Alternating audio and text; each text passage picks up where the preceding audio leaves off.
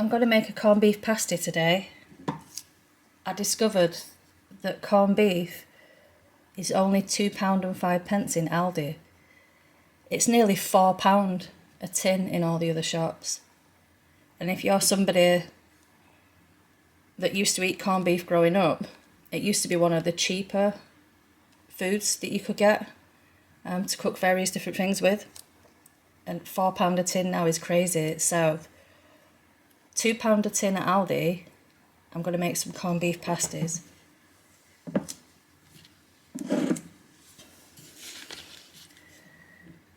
I'm doing this on a budget, so I've got 1 potato, a couple of carrots, 1 beef stock cube.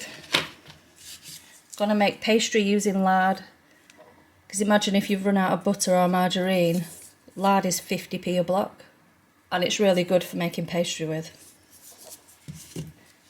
I found an onion in the fridge. I'll probably use half of this one, but you can use a full one if you want. Tin of garden peas, it was 20 odd pence at Aldi again. Plain flour for the pastry, that was 70 pence. And we're not going to use the whole bag. So, and like with the stock cubes, we're just going to use one. The extra ingredients, I guess you could say the onion is an extra as well. It's just salt and white pepper. You can use black pepper if you want. I'm going to add a tiny bit of gravy granules just to thicken it up towards the end a little bit. And if you've got any of this left in your cupboard, Worcestershire sauce, yeah, a few splashes of that will make it nice as well, but it's not the end of the world if you haven't got any. So I've got 400 grams of plain flour in there. I'm just going to add a little bit of salt. A teaspoon, it's probably about a teaspoon of salt, maybe slightly under.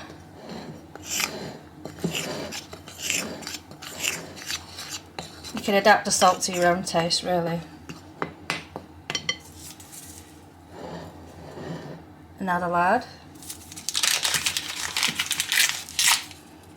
We're doing half the amount of fat to flour, so I want 200 grams of lard.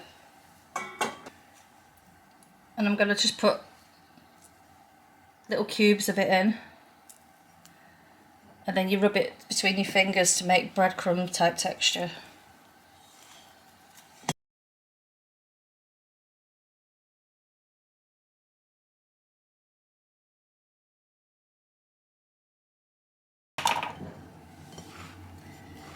So just mix it all into the flour with your hands and then just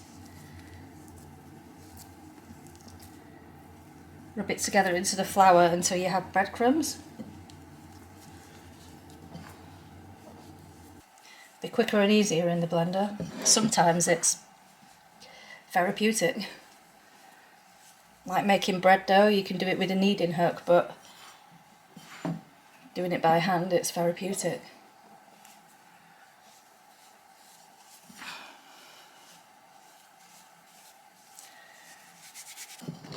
Can you see how it's coming together there?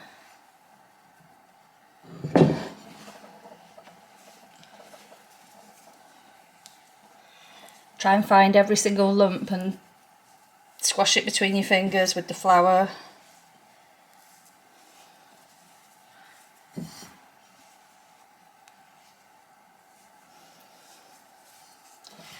Then once each lump is flattened out, it's easier to turn it into the breadcrumbs. It's easier to handle.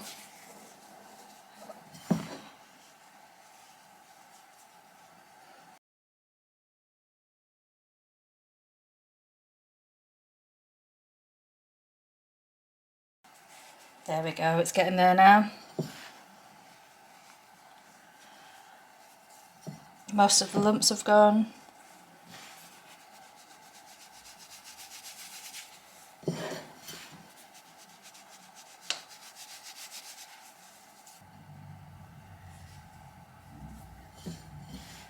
Just like breadcrumbs. It would be more precise in the blender, but not everybody's got blenders, and blenders are a modern thing, aren't they? And people have been eating pies and pasties for many, many years. Way before we had technology.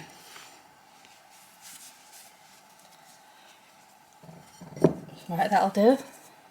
So I'm going to pour a little bit of water in to bring all this together. Now, even in the jug, I've only put a tiny bit into the jug because I don't want to accidentally pour way too much in. I won't use all this. You're not going to use it all. Just imagine a spoon of water at a time, like a tablespoon. Bring it all together.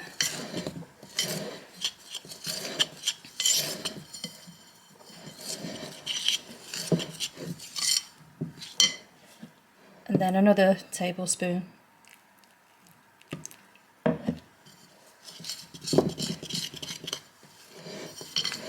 You want cold water, by the way. I'll write that in the recipe though.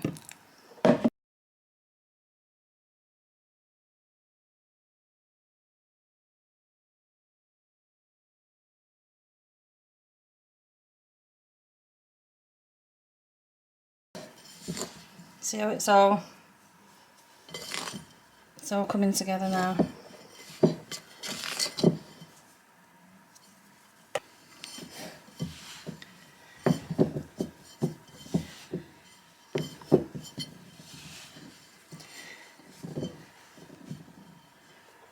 Pick the tiniest bit. Ooh, I don't want to mess it up.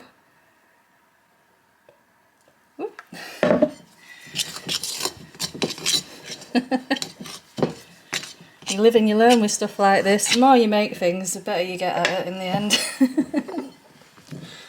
There we go. I'm no pastry chef or anything like that, that's for sure. But as long as I can make a decent pasty or pie, who cares? Right. You're not supposed to handle pastry too much. Now I'm going to wrap it in cling film while we do the rest of the recipe, but see, there's still some water left in there. If you don't have cling film, by the way, just put it in a bowl and cover it up and just leave it. I do have cling film, so I'm going to use it. There we go. I'm not going to put it in the fridge because lard is a very hard fat, and if I put that in the fridge it's going to end up rock solid again, and we don't want that. So I'm just going to leave it there a minute. I peeled 2 carrots.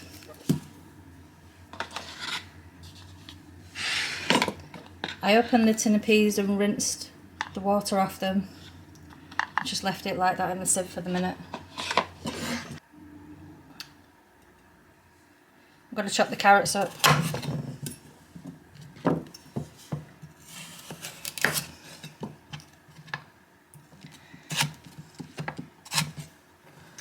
I only want really little pieces.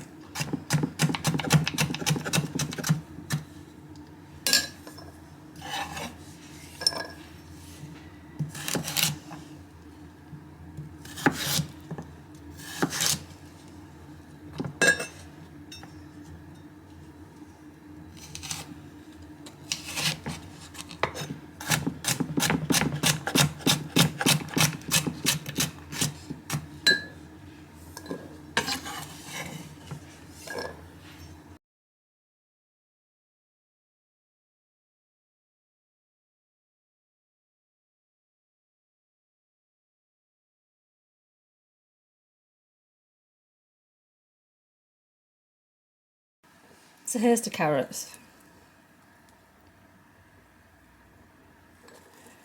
Diced, pretty small. Okay. Do the onion last, you know why. Make me cry.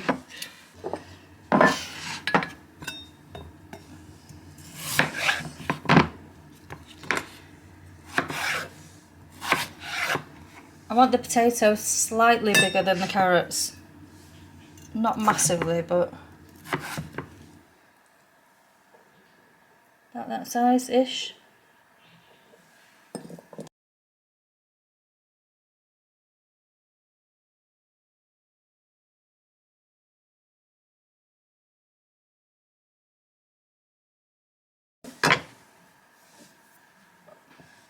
So there's the potato.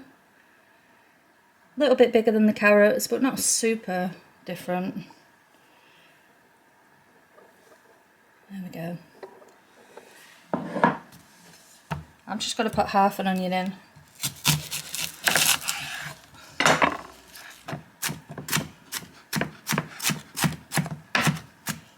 There we go.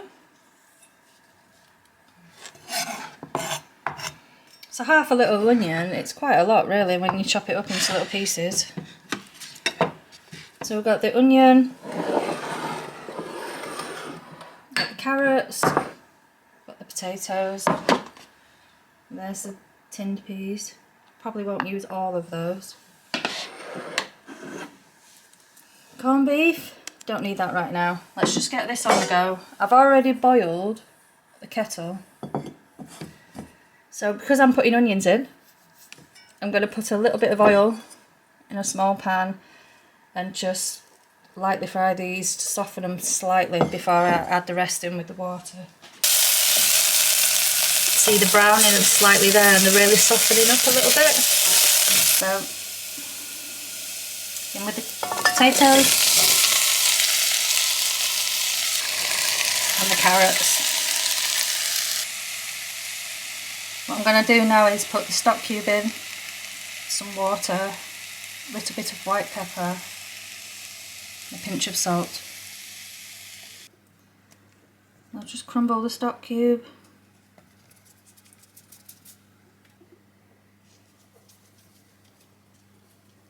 You can add black pepper, it's up to you. That's the salt, just a pinch of salt. I'm not adding the peas yet.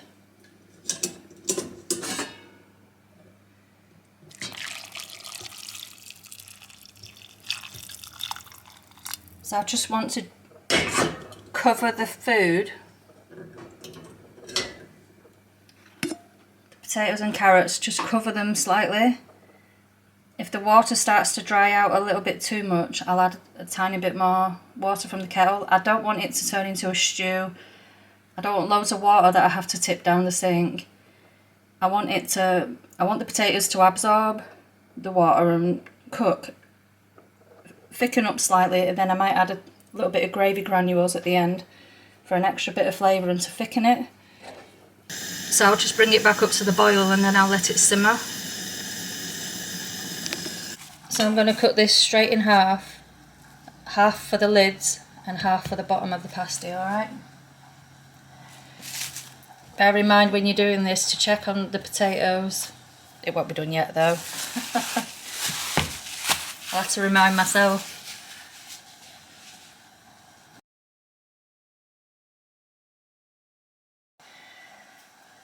I've got to cover this up so it doesn't dry out. Right, so if I could just kind of get into flatten it a little bit. Like that, bit of a rectangle shape, and then in half and then in half again.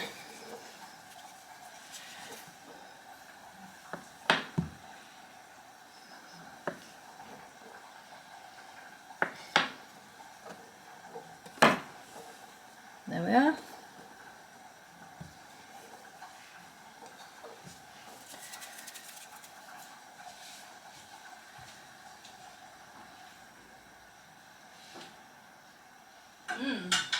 Smells nice. I like white pepper in some things. White pepper tastes really nice in this, I think. I just checked the potatoes are softening up.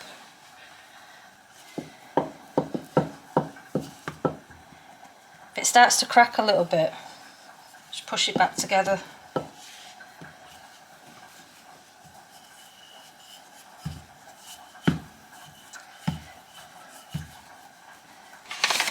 Just going to sprinkle a tiny little bit on top. Don't smother it with flour.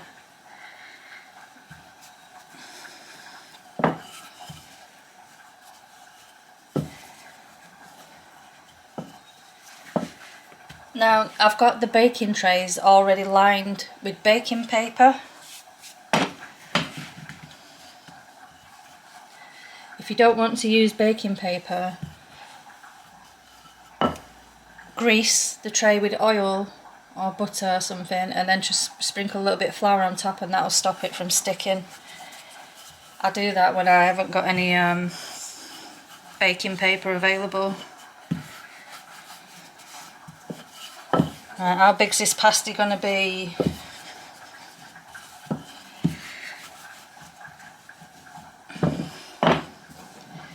What do you reckon? I'm gonna chop the sides off to neaten it up a little bit. Yeah, should be about right. I want the pasties to have a lot of filling in. You know, there's nothing worse than buying a pie or a pasty and it's all fresh air and there's just a tiny bit of filling. No, we want a decent filling. So I'll just cut off the edges.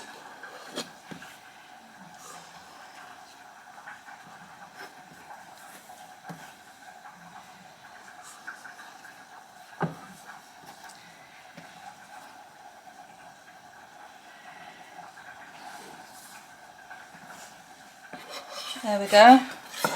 See, it's not sticking to the side. That's about the size I'm going to do them. At least try to. Some might be a bit smaller than others. If you want to measure the exact amount, go ahead, but I don't want to. I'm just going to put it on the tray. 2 per tray. I'll do the same with these. There we are.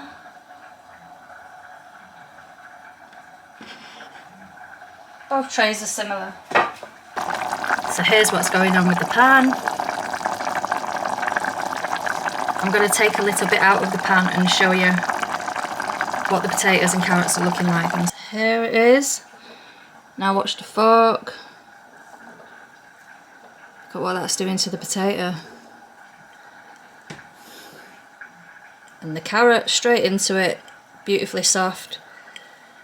Still got a shape to it. Oh yeah, that's quite yummy. So I put about 3 teaspoons in. A few splashes of Worcestershire sauce. I'll turn it right down on the lowest setting now and just let the granules thicken it up a little bit. So the battery's running out on my camera. I'm going to add the peas into it. About half a tin.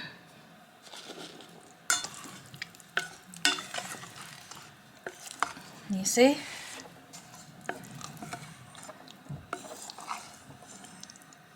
And now I'm going to stir in the corned beef, put it on a plate, and I mean a plate, not a bowl, so it's flat, just to take a bit of the heat away and let it cool down. And as it's cooling down a little bit, I'm going to roll out the lids for the pastry, and then when I put the filling in to the pasties, it won't be burning hot. You get me? So all the corned beef chunks.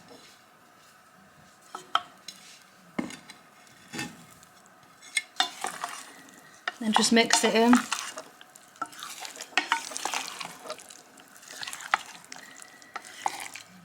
Remember to taste it and see if it needs more salt or pepper, or if you want to add more Worcestershire sauce even. But always remember that corned beef is quite salty itself, so you don't want to go overboard, especially in the beginning. But just check it anyway. I'm going to add a tiny bit more Worcestershire sauce. There. A bit of Worcester. Right. There it is at the moment. You could eat that in a bowl and dip bread into it, honestly, a bit of bread and butter. Now, I'll do the lids to the pasties. Half and then half again.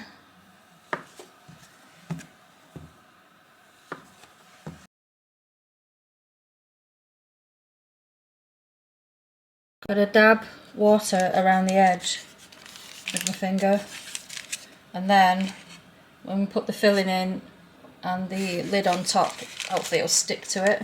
Okay. Also, I'm going to egg wash the pasties. You might not have an egg, or if you do, you might want to save it to eat. You can brush melted butter on top of the pasty. You can brush egg on top of it, or you can even brush a bit of milk. But if not, then they can just go in the oven as they are. It's not the end of the world. But I like it to look nice and golden. Oh yeah. So the filling, oh that's tasty that, especially with Worcestershire sauce. The filling's just nice and warm now. It's not steaming hot, it's not cold. It's just perfect. Right, so let's get on with this. Getting hungry now.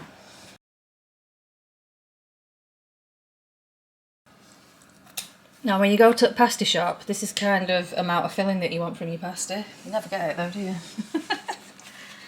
You might do in like the businesses what people have created themselves, them lovely local bakeries, where they make it fresh in the shop. Just going to tidy it up a little bit. Fork around the side like that.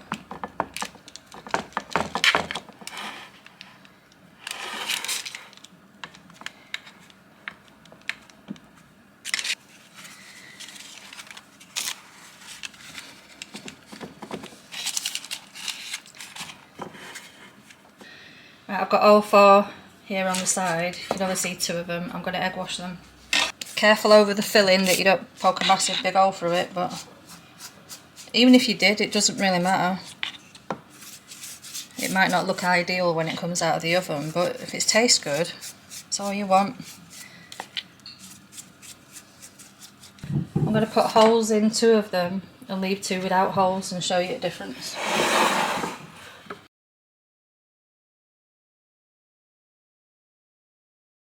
I'm going to put them in now.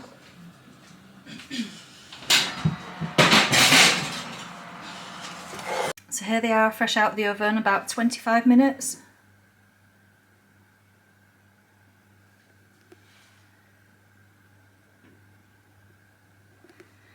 These are the ones where I put the slit in.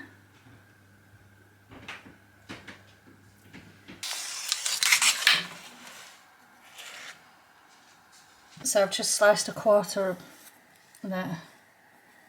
See the pastry underneath? It's not soggy. And it's really thin and flaky.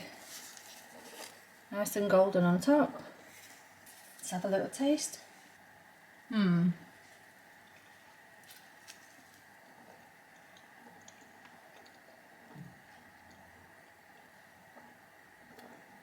It's really tasty. The potatoes, some of them have still got the shape, some of them have gone a little bit mushy. Same with the corned beef, some of it's cooked down a little bit, but there's still chunks of it. The pastry is lovely. It's nice and flaky, and when you use lard in pastry, it's so tasty. That's lovely pastry. Thin, flaky, crispy around the sides. And you get a hell of a lot of a filling. I mean, you could probably make smaller pasties with less filling. That's half of one, and this is half of one, and that's usually the size of the pasty that you'd get in the shop, approximately. So it's like double the size of a normal standard pasty. And that'll fill you up. It's got meat in it, it's got potatoes, a little bit of veg. It's got a nice flavour to it. And the pastry just makes it all so much nicer. Brings it all together.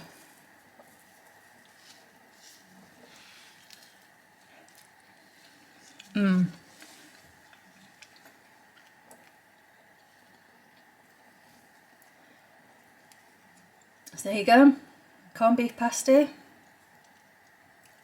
Hope you enjoy it.